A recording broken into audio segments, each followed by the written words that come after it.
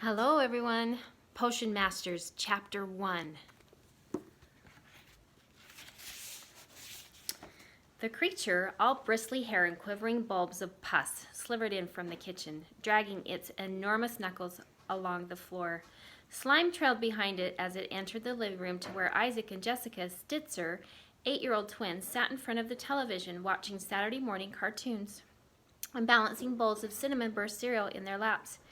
Jessica glanced up from her cereal and gawked at the creature before releasing a fit of giggles. "Move over," the creature growled. The twins slid over to make room, and the slime-covered monstrosity released a depressing sigh before plopping down between them on the couch. "Gordy, what are you doing?" Mrs. Stitzer said as she hurried down the stairs. "You're ruining the upholstery." "It didn't work," the creature groaned, a stream of drool dropping from its lower lip.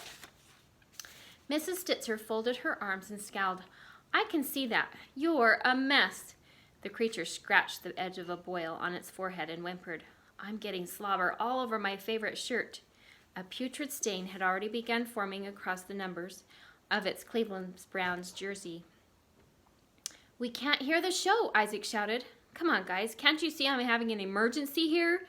the creature said, but then lowered its voice. "Why didn't it work?" "How should I know?" Mrs. Stitzer asked. "Mom," the creature howled. "Gordy," she stifled a laugh.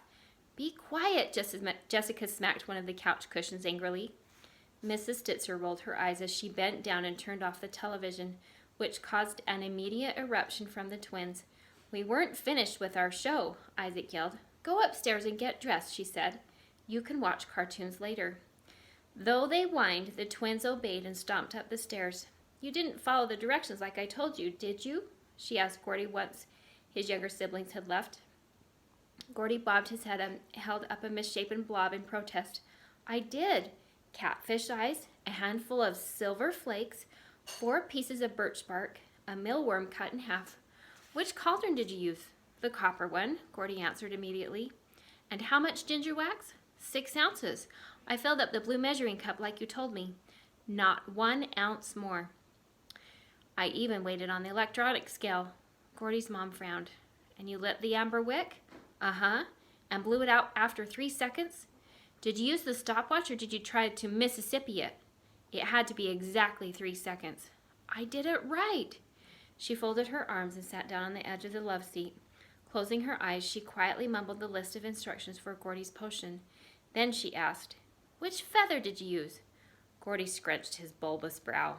"Feather? There was no feather." His voice grew agitated as his mom smirked. Fishing a folded piece of paper containing the potion instructions out of a slimy fold of his body, Gordy furiously scanned the page and gripped the edges tightly. "A blue jay feather? How did I miss that?" His mom shook her head. "You'll have to start from scratch." Gordy's eyes widened. "Start all over? I don't want to waste the rest of my Saturday." "You're the one who wants to make the perfect costume for the school Halloween party. A potion like that takes time." "Fine," Gordy huffed, staring down at his beefy, boil-riddled arms. "I'll just use what I have. I look better as a bloated monster anyways." "You can't show up for school looking like that. Your costume has to be discreet, seamless," his mom said. "Otherwise, they'll put pictures of you in the newspaper. Rule number 1, Gordy, never draw unnecessary attention to the potion community." The boil on Gordy's forehead popped, and purple ooze dripped from the hole. "How long am I going to look like this?" 3 seconds of the amber wick equals 3 hours of normal time. "And you're going to clean my couch before I leave for the convention. You know that, right?" Gordy stood and looked down at the dark, damp spot where he had been sitting. "When do you leave?" he asked, covering the stain with a floral pillow. "Tomorrow morning, early. I'll need you to wake up with me so I can run through the list before I go." "How early?" Gordy narrowed one bloodshot eye. 5 o'clock. "Don't give me that look," she scolded. Gordy flinched in surprise, wondering how exactly his mother had picked up on his annoyed expression despite his current state of blobbiness. "Until your father comes home tomorrow evening.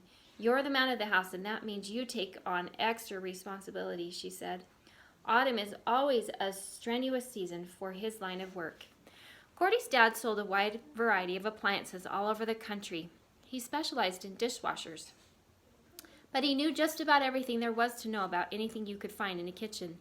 Mr. Stitzer didn't share his wife's or his son's talent for potion making, but he had always been extremely supportive.